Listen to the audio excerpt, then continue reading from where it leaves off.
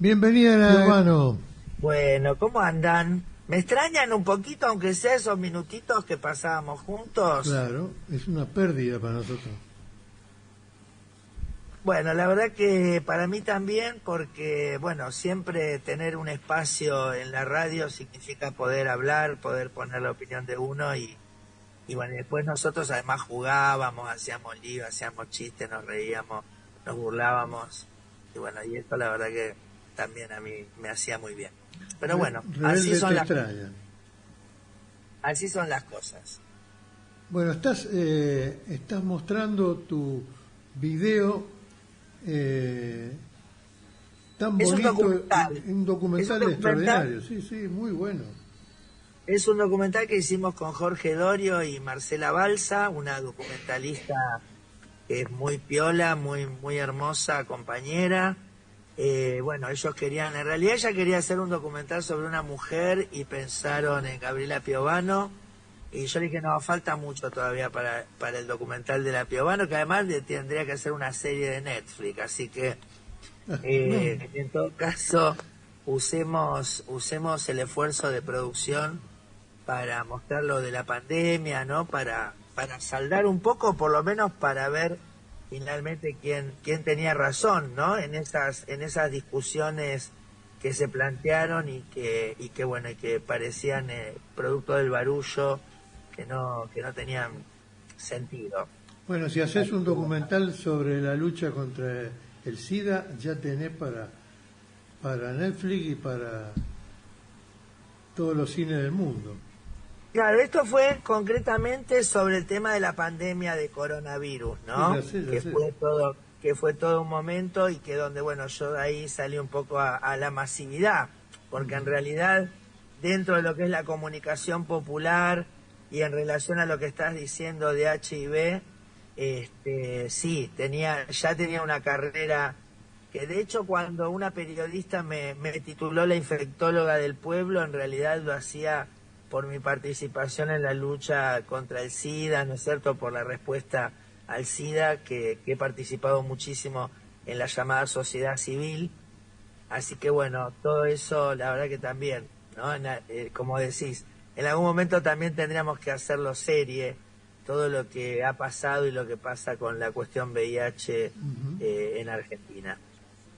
Pero bueno, esto lo hicimos con Jorge Dorio, otro hermoso, que también, ¿no? Que fue tan vapuleado todo por este sistema. Sabes que Gran compañero, gran comunicador, gran periodista. un día perdió 5 trabajos, todos juntos. Mirá. Fue terrible eso. Así que bueno, y Jorge me acompañó en esto, la verdad que para mí un orgullo, un honor. Y bueno, y ahí estamos, refrescando un poco algunos momentos, falta un montón de cosas, por eso te digo, estaría lindo poder hacer en realidad una serie y después un programa semanal sobre salud y política, ¿no? Ujú. Imagínate.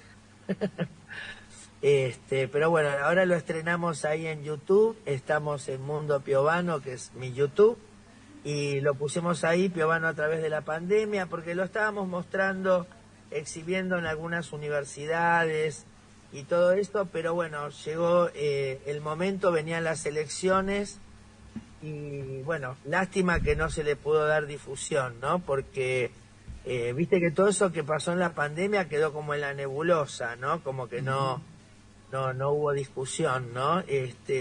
Y bueno, y entonces se van hacia decir que nos robamos las vacunas, ¿viste? O sea, una serie de pelotudeces increíbles. Y entonces por ahí me hubiera gustado, ¿no? Que la gente pudiera ver ese documental antes de ir a votar, ¿no? Como para refrescar algunas cuestiones. Sí, pero está muy meloneada la gente, muy difícil que un hecho revelador les revele algo. Es probable, Se sí, es necesita probable. montar una cultura que quieran comprender, digamos. La gente sufre y sin embargo tiene un gran respeto por el orden marcial con muchos damnificados, como si fuera un sacrificio para salvar a los buenos. Un delirio que se establece aceptando la maldad, aceptando la crueldad, en función de no sé qué salvación, qué cosa ética o moral o no sé qué. Primero se insertó la idea del esfuerzo, ¿no? De que todo valía si es con esfuerzo. Y está bien, porque siempre va a haber un esfuerzo personal, ¿no? Claro. Pero es esta cuestión de que el peronismo nos regala. No, yo no quiero que me regalen nada. Yo quiero que me paguen y yo poder pagar lo mío. Entonces ellos quieren pagarse traer la luz desde el Chocón a la puerta de la casa. O sea, no tienen la más puta idea de nada.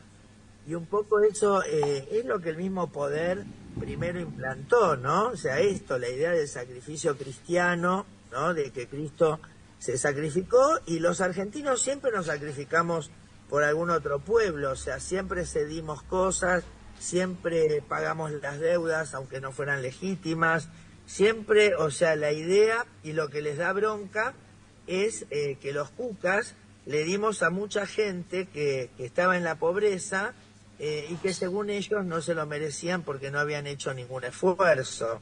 Entonces hay una cosa muy profunda ahí, ¿no? Sí, como si también la gente que tiene su economía por encima de toda la sociedad hicieran algún esfuerzo o tuvieran algún mérito. Claro, eso es lo que le ocultan mágico, a la gente.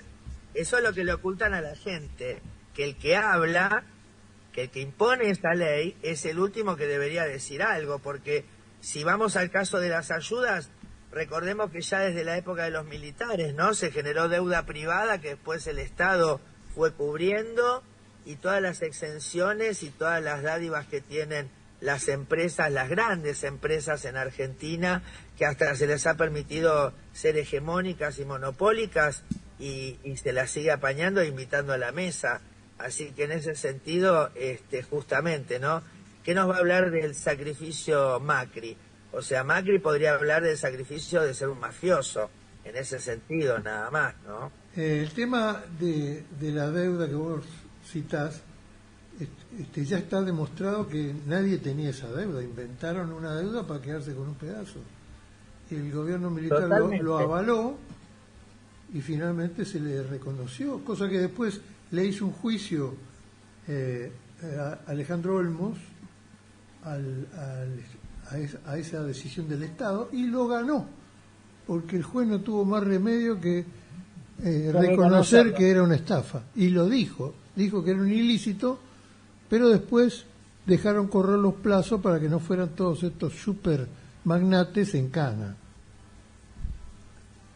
Totalmente, y además todo eso a propósito para sellar la dependencia, ¿no sé lo que es la otra cosa que la gente no entiende? La gente no entiende que alguien que le abre los ojos en realidad le está mintiendo y que su interés es que realmente las cosas salgan mal, porque él se beneficia de que nos vaya mal. Pero es un tema largo, es un tema largo porque claro, no se entiende por qué... No se entiende, laburito que se hizo. No se entiende que la gente esté en contra de los beneficios que le ha dado el humanismo encarnado en el radicalismo y el peronismo y el socialismo, y que le parezca más moral la superexplotación y la marginación que le genera el capitalismo y el liberalismo. Bueno, pero yo creo que porque se perdió la noción de ese proceso, ¿no? Porque realmente nosotros no tenemos... La primera noción que no tenemos es de lo que hubiera sido este país si no existía Perón. O sea, primero y principal, ¿no es cierto? O sea, cuando ves la película Quebracho, ¿no? Todo, la Patagonia trágica, etcétera, etcétera, ¿no? Todo lo que pasaba en este país y que realmente... Bueno, en Quebracho está el detalle, ¿no? De que llegan los delegados del Ministerio de Trabajo y dicen, bueno, vamos a levantarnos, vamos, porque ya acá no se va a poder, ¿no? Y entonces, en ese sentido, también es como que la gente piensa que, bueno, siempre tenés un restito, o sea, hay un sector que va perdiendo, porque en realidad, Martín, el que más pierde es la famosa clase media, que no es la clase media desde lo económico, sino es la gente que son laburantes, pero de altos ingresos, ¿no? Que son los que más pierden, porque en realidad el que está abajo de todo, lamentablemente ya más abajo no puede estar. No, sí, Y el sí, que puede está... estar, puede estar. Todo este avance que han hecho ahora con el tema de bajarle las condiciones laborales es Claro. para sacarle más sangre a los que menos reciben ni tienen. Horacio del Prado, te quiero hacer una pregunta. Hola, hola Gabriela. Primero, un abrazo a la memoria de Jorge Dorio, que Sí, hiciste claro. también en la presentación. Y te quiero pedir una palabra sobre el fentanilo, sobre el caso del fentanilo. ¿Qué es eso? ¿Qué pasó ahí? ¿Y por qué se silenció ahora, no? Y bueno, se silencia porque hay un montón de gente de muy alto nivel que está implicada, digamos, en la compra de un material que ya se había avisado que ese laboratorio no era confiable y sin embargo, por ejemplo, el hospital italiano lo hizo, inclusive algunos lugares estatales que ya cuando se había dado aviso de que había estado algo mal, se habían descartado, pero sin embargo lo que pasa, por ejemplo, en el italiano de La Plata, es que la gente empieza a morirse y recién ahí, digamos, empiezan a investigar y llegan a la conclusión de que es el fentanilo contaminado. Pero también todo esto, ¿no? O sea, es como tan loco, ¿no? Porque vos fíjate que ahora el asunto es la falopa, ¿no? Ahora es el narcotráfico y el fentanilo en Estados Unidos de China, ¿no? Que es todo un chamullo gigante, por supuesto, toda una farsa.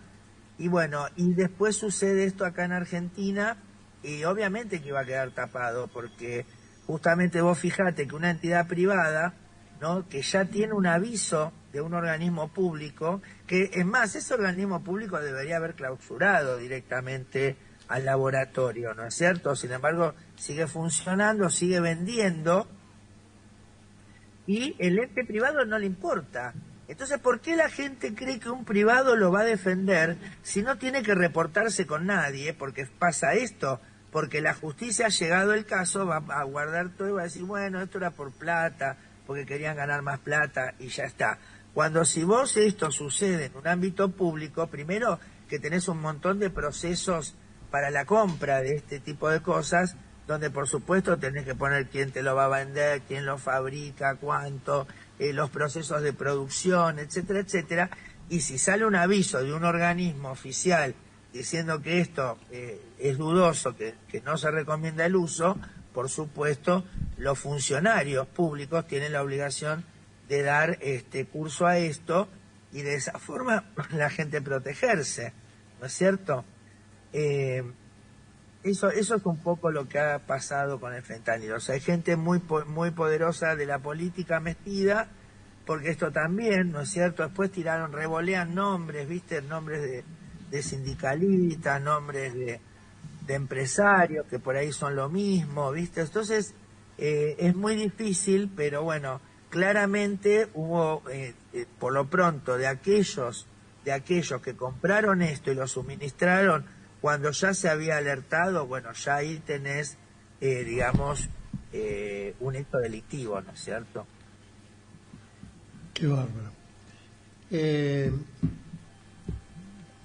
Es que es Gabriela, así, no, es así. Gabriela, micrófono abierto siempre para vos.